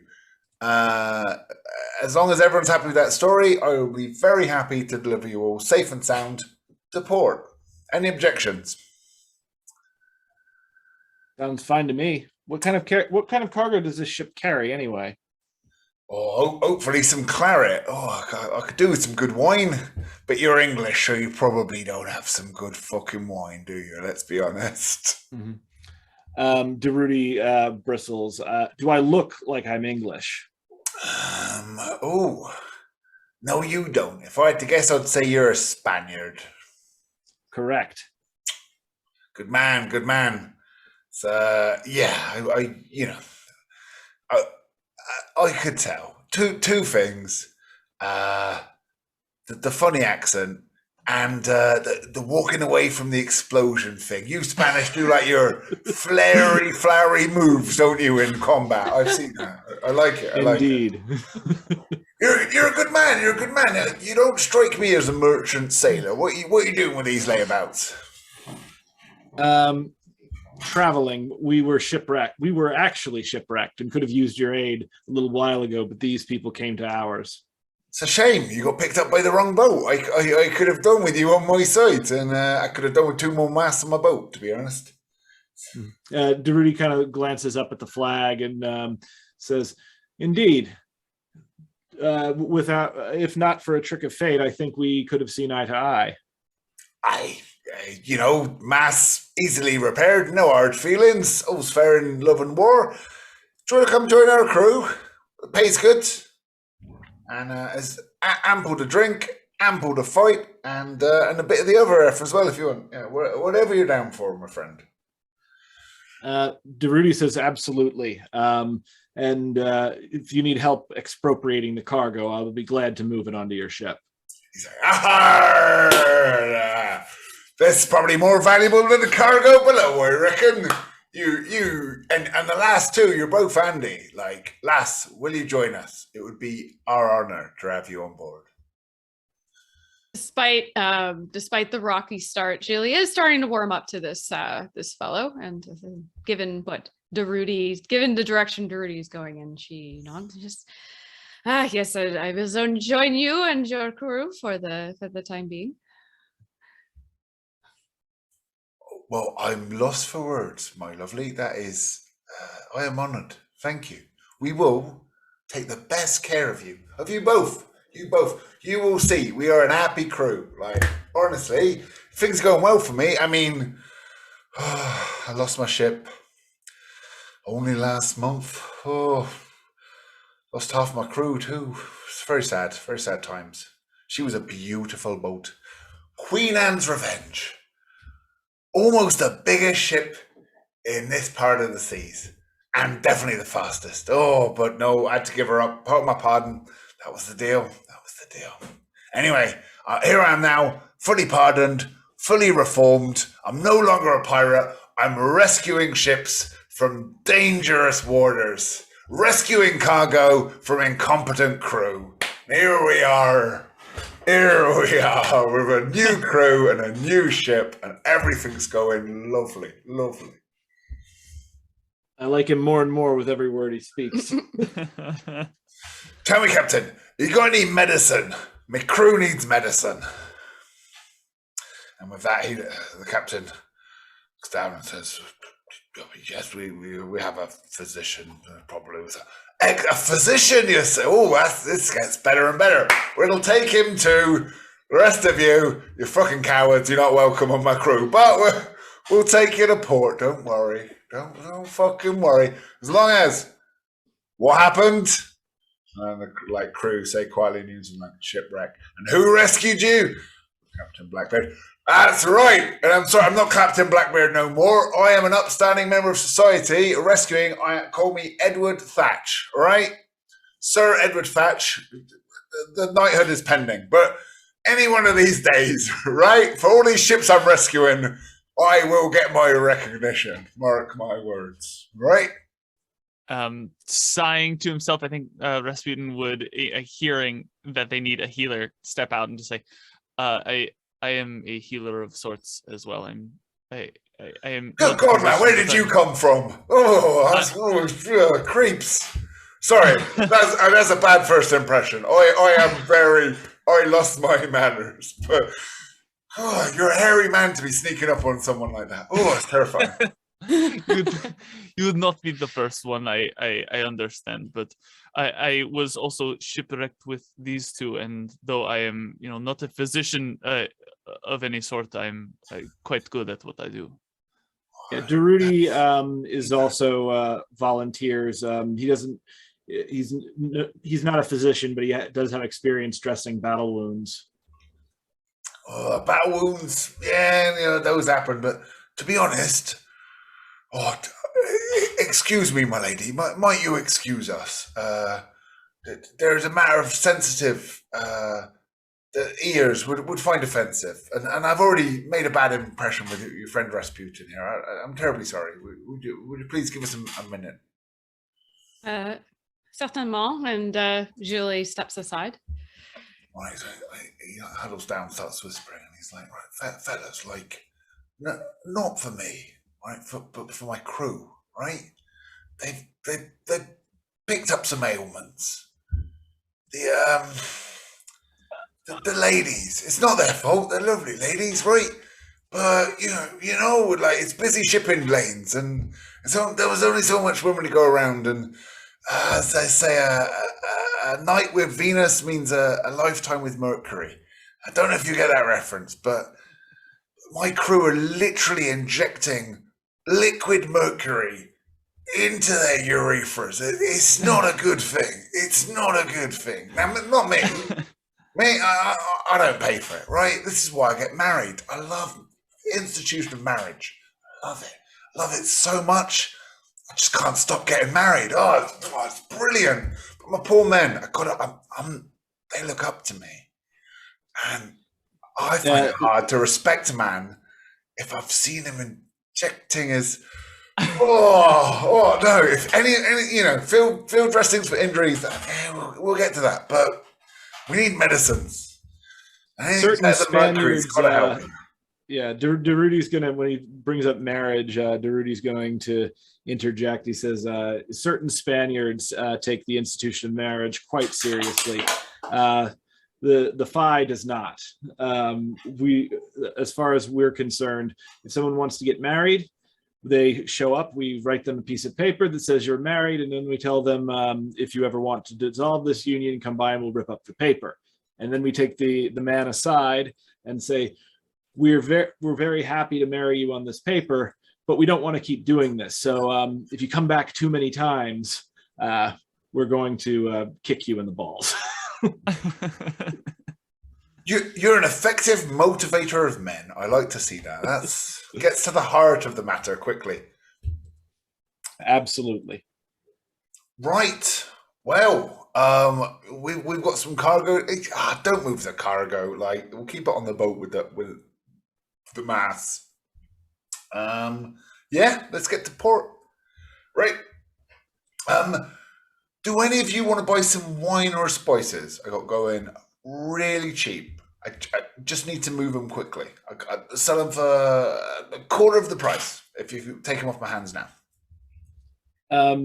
So what kind of wine is it? What's the price? Oh, claret from Spain. Rescued it off our boat just last week. It's lovely. And what do you want for it? Oh, honestly, like, I just need it gone now. Like, you know what I'm saying? Like it needs to not be in my manor by the day after tomorrow. So any price is a good price. Very well. How about the price of your company while I drink it? That we can do. All right, my lovers. Rudy's he's not going to say no to claret, and also Derudi has been drinking a bit more than usual thanks to Byron's influence.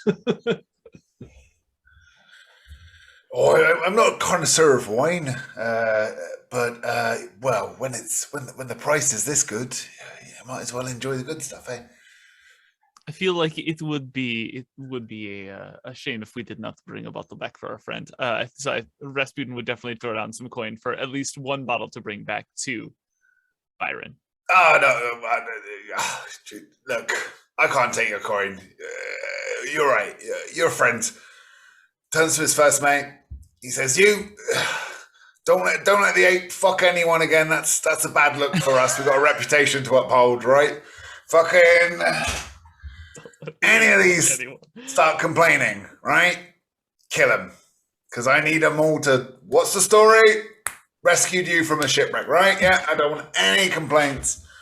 Fucking throw them in the sea before they get to harbour. If any of them start complaining, I will be in the quarters with my new friends, enjoying some of this claret we got to get rid of. I'm helping too. See, we're all helping here. Got to get rid of the cargo. And with that, he takes you in to his captain's cabin. It is surprisingly luxurious, but it's, nouveau riche, stealing rich people's things and putting them in haphazard fashion with no understanding of style, taste, or decoration. It's just all the colors of the rainbow. It looks fantastic. In all this clutter, is there anything that to somebody who's from a later time looks out of time? Oh, an interesting question. Ooh. Give me a roll for an investigation on that one. Okay. Investigation is not my thing. All right, here we go. That's a 10. I mean, there's all sorts. It's just weird because he's been curating curiosities from nobles, royal attaches, cargo, messengers, and stuff being sent to governors in various places. So there's stuff, various antiques, but you don't see anything suspicious like that.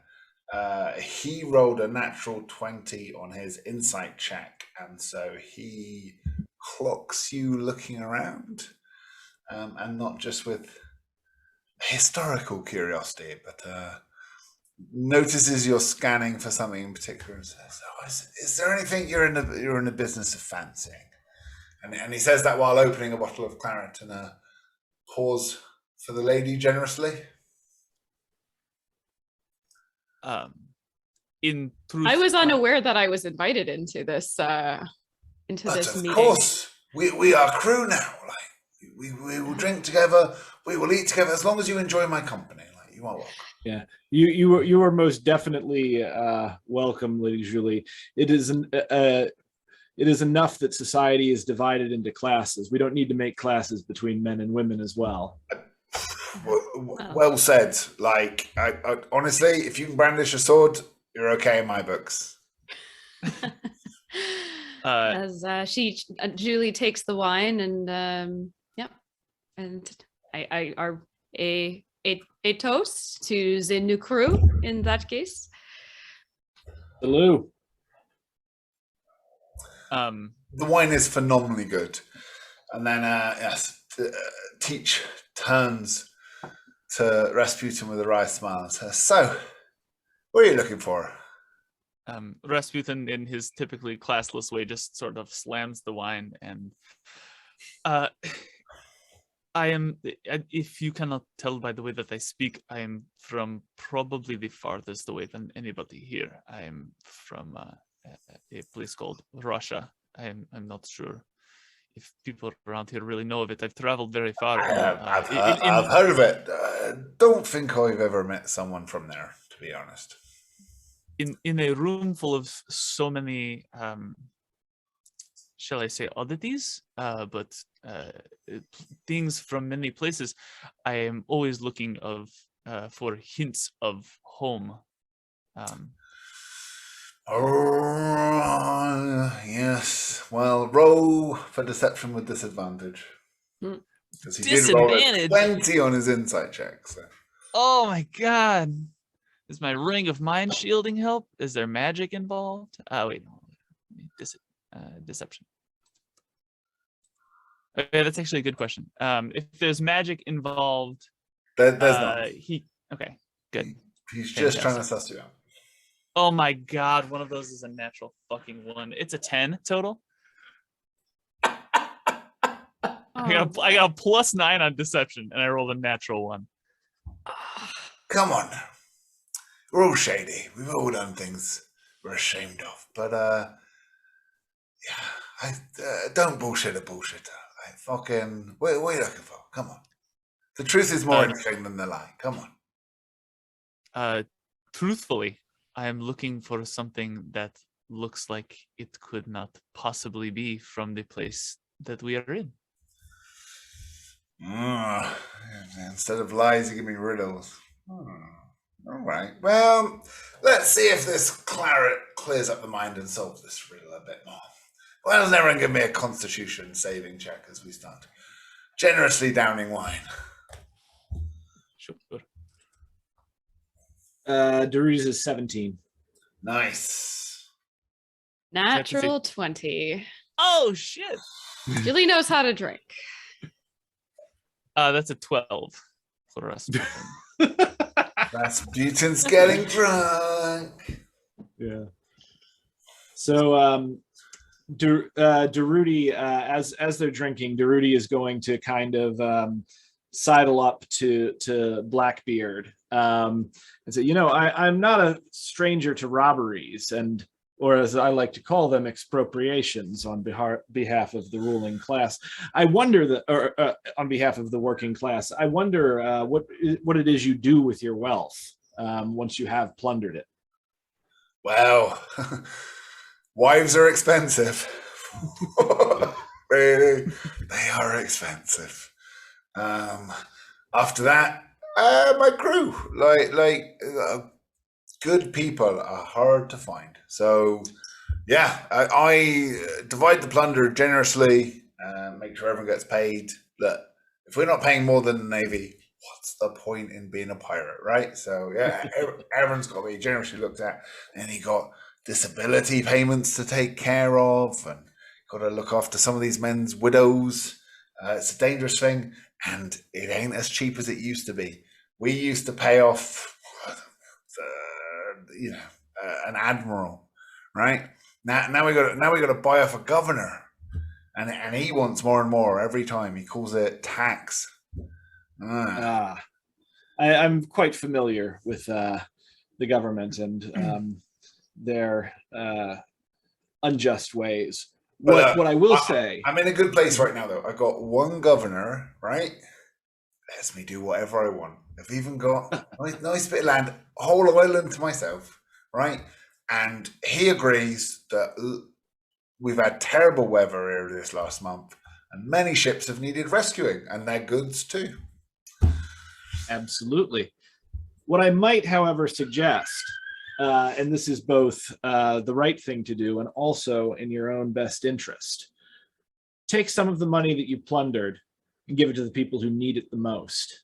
Not only is that an admirable action, but those people will be in grateful as they are, will be in a position to help you. You will be buying friends for life. Oh, that gets to the heart of it. Oh, I've had a bit much to drink. I'm going to get emotional here, but do you know what? More and more of the cargo more and more of the cargo we get on these ships. Do you know what it is? What is it? Men. And when I wish I could say I was surprised. When I was a younger, greedier man, I used to just sell it like anything else, right? But it has never sat well with me. We're about freeing people, and last few years, like some of my best crewmates, like ride or die, right? Mm-hmm. Have been some of the men I've rescued from those ships, and I can't see them as cargo no more. I can't do it. So Absolutely. Yes, you are right. Like yes, I will continue to liberate these ships, and there'll be no more profit from them no more. Absolutely. Cheers! We all have to understand. Cheers to that. Cheers to that. Yeah. Yeah. What we all have to understand is that when you play the states game, there are very few winners and far more losers. I think it's better to play a different game, one based upon solidarity than hierarchy. Oh, I can tell this can be a glorious, cute crew. I am very excited to be working with you. Will you come back to my manor on the island? Certainly. Right? And here's my suggestion. We drink as much of this wine as we can, because I might have to throw it away tomorrow. I don't know. It's a liability to have on board. I shouldn't. I had a feeling today would go well. I didn't know it would go this well. All right. So we drink all we can. And then we, late night, go back on the boat when we've had a chance to restock the cannons and change over the crew and all that. And then we go out, we sleep on the boat. First thing in the morning, we do some more rescuing. There's so many ships need liberating from their precious, precious cargo. And I think I'm sorry. Yes. Tomorrow we are going to the manor, or tonight we are going to the manor? Now we go to the manor. Now we go. Pick up as much wine and cannons as we can. We sleep on the boat, and then first thing tomorrow morning, we're out. We're pirating like we did in the good old days. Truth be told, if this pirating, this rescuing involves freeing enslaved men, I could not possibly say no to that. I spend a lot of my life, benefiting myself, but it seems like this will both benefit myself, and I do not believe that any man's soul belongs to another. I agree. I believe in freedom for all, and I would be glad to be a part of this mission. Oh, again, what's the word? not nostalgic, sentimental in my old age. I tell you, like this will be fun, friends and freedom and fine wine. Before we go to the manor, I think you should probably take me to these men that are. They're all around for that. sort of- Like half the ship's out here, filled with men below the the decks. ones that are having those troubles that we were talking about. Oh, those men. Oh, Those men specifically, yes. Oh, yeah, with the Yeah, those All right, guys. sure. All right. Yeah, and with that, he like shows you outside, calls over his first mate. Mumbles very quietly, making sure Julie can't overhear. And and the first mate, none of the subtlety shouts. Right, everyone that's got a blotchy dick, step forwards now, drop shots. Oh, mon Dieu. In truth, I could really only take care of 3 of you, but out of The character, men are this will disappointed burn. because almost every man, except for like 3, have dropped their shorts, and someone's pulled down the ape shorts too. So pull down the 8 shorts. Julie is going to just forget even pouring a glass. She's just going to grab the bottle and retreat to Blackbeard's quarters. Help yourself, Harry. Yes. Could really only help 3 per day, I should say. Tomorrow I could help more, but again, out of character, this will burn all 3 of my 2nd level spell slots to cure blotchy dick for 3 people. For a good cause, Rasputin. Do any of the men? Is this strictly STDs, or do any of the men look like they were actually injured in the fighting? There were definitely some injuries, mostly by you. Rudy feels like the only way to make amends is to treat their wounds. So I got a medicine check. Yeah, go for a minute. How many should I roll? In the time you've got, I think you can do like 4. 4? Okay. Here's the first one, 13. Second one, 9. Third, 22. Fourth, 13. Okay, so 2, you definitely like prevent the wound from getting infected, and that's important around here in these hot waters with these dirty men. And 1, you significantly. It's the difference between him always having like a bent arm that doesn't work properly, and actually you'll think he'll make a full recovery. Julie, what are you up to? Anything you want to roll for? So I will say my plans aboard the ship have been drastically curtailed, having inspected the cargo, shall we say. It's a tricky one because, we know our mission, and it is to find, right, the knights. School of Night. The School of Night. And we seem no closer to that. I guess because the others are distracted, perhaps I'd give it another go of inspecting Blackbeard's quarters for any sign that, any kind of clue that would get us closer to our goal. Okay. Julie, do you dance? All right, so is that Blackbeard distracted as well? Excellent. Okay. Well, he's gonna ask to dance with you, yeah. Oh, great. Okay. I will dance with him. Give me a performance check. He's pretty drunk and merry. He's a gentleman though. He's like spinning around. I rolled a 23. Wow. So yeah, with that you're able to sort of like move him around the court, like as you see fit, and look at the things around as he wants. Move over there, have a check over there. Okay. Right. So maybe even take a peek behind the desk, and do I find anything more? I think the most interesting thing you'll find will be a captain's log that's recently been stolen from the ship you were just on, and been put on his desk. And as I say, they kept meticulous logs. This was how the Illumination, the Ministry of Illumination, was able to know where to send you to be picked up, so that you would meet Blackbeard. And yeah, once Blackbeard sort of gets a bit tired, and he says, "I'm gonna rest. That was a long, fun day. Would you care to join me, Julie?" Looking down and then flicking her eyes back up.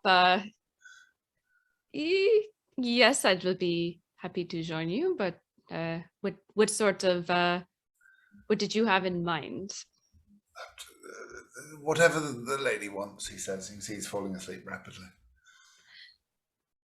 Okay. Yep. No, Julie takes this opportunity and just goes along with him.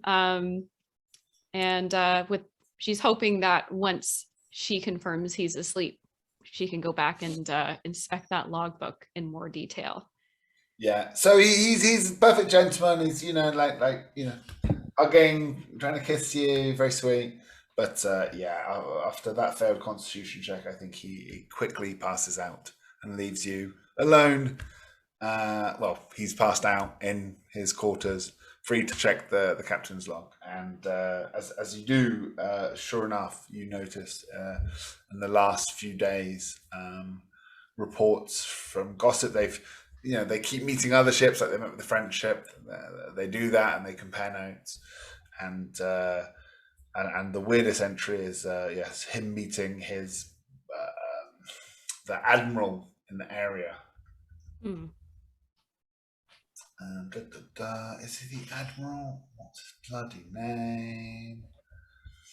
He is not an admiral. He is. Wow, I wrote a lot of notes for that. He is lieutenant, right? So he received a report from Lieutenant Robert Maynard at the HMS Pearl. HMS what? Sorry? Pearl. Hall. Okay. Pearl. Got it. Sorry. Canadian accent. Oh, good. And yes, he picked up some strange mercenaries who were floating at sea, dressed in funny hats, like from the pictures. And he describes them as being weird, but but useful. That's all the report says. All right. Having not seeing that there's nothing left in the logbook, Julie makes a note to herself and tries to find Durutti or Rasputin to have a little bit of a conference to share this information with them. Duruti's out on the deck with a bunch of dudes with their wieners out, and he's going, he's like waving his hands over it and touching them on the forehead and going, which is disgusting in Russian.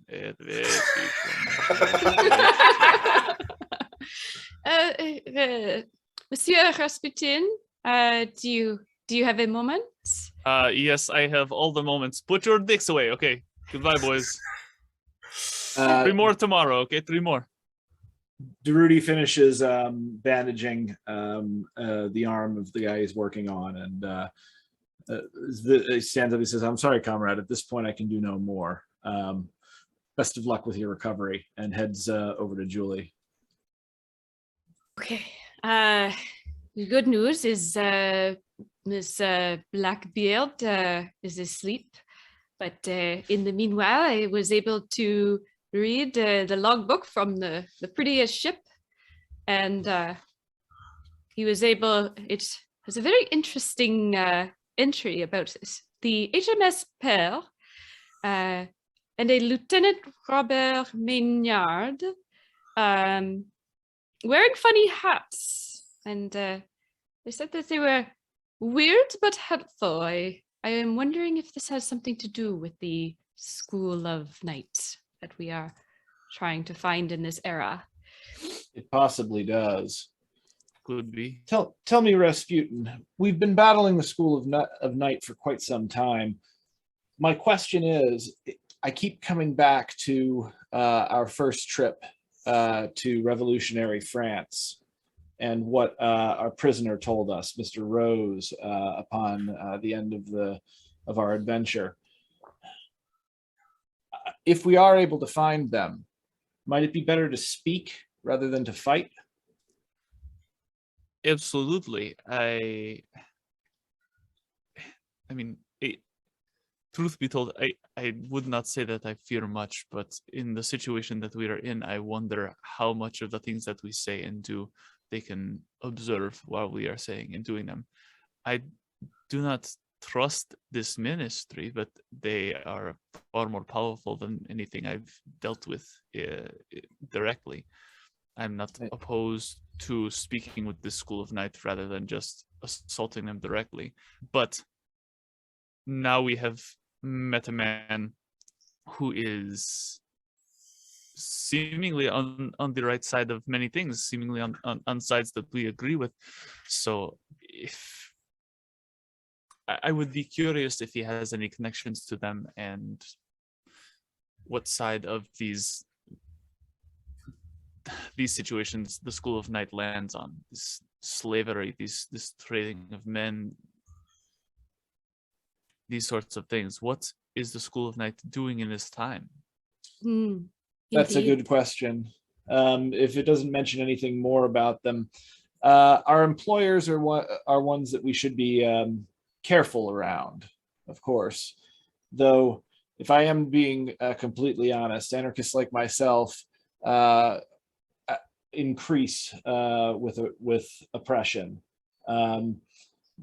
as we are not frightened of being deported or imprisoned. Rather, we grow more sure of our objectives and more certain of our position. And so, while I think we should wait and see, and obviously, the enemy of my enemy is not always my friend.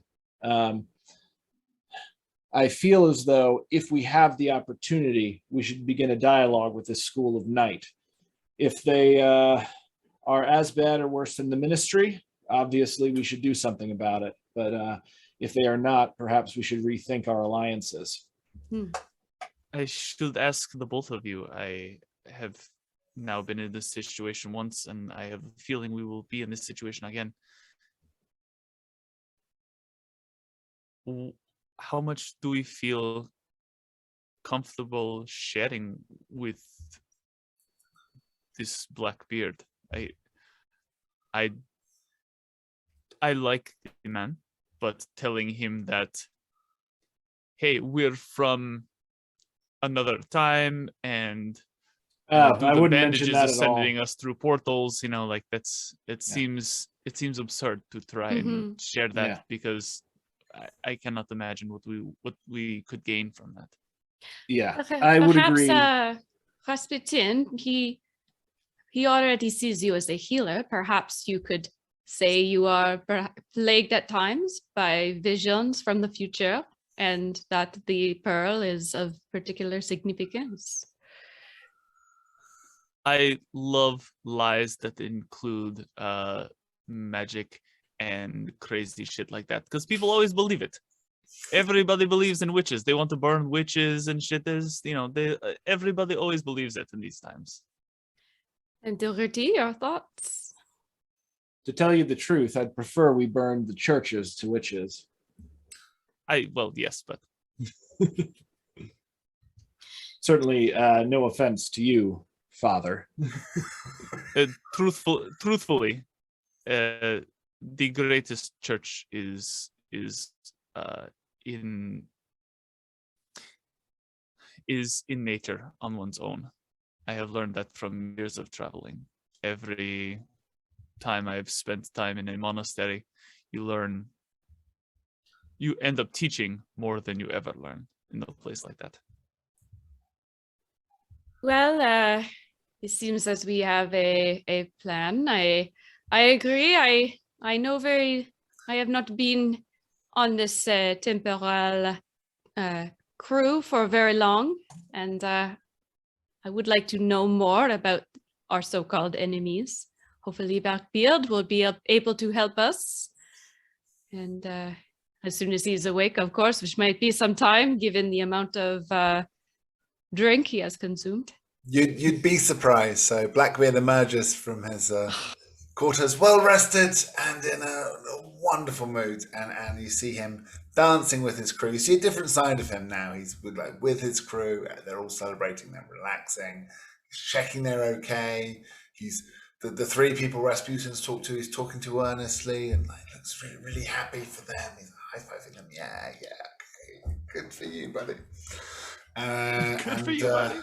Yeah, and then he's like gently talking to his first mate, and goes away and bucks orders and make sure the boat's ready for tomorrow, and he's just living his best life. It's joyous. He doesn't want to sort of approach Julie and bother her. He wants her to. She sees her talking to her friend, so he's hanging with his crew and drinking and making sure you guys have everything you need for a good night, because up in the morning. Unless anyone has any other plans for tonight. I feel bad. He's such a nice guy. But the venereal disease, I just can't. He doesn't have a venereal disease. Oh, well, she doesn't know. As far as he knows. Yeah, we'll have to clear up that misunderstanding at some point. But for now, it's because his crew frequent the brothels, but he doesn't believe in them. That's why he gets married. Oh, better strategy. Okay. Safer harbors. So, I think. Are we still drunk at this point? A little bit, yeah. A little bit. I'm going to speak to Ed Thatch, Blackbeard, about. What I'll ask him is I said, I've heard tell from pirate crews that captains such as yourself are not appointed but elected, and that you make your decisions via a vote. Is that correct? Right, 'tis true.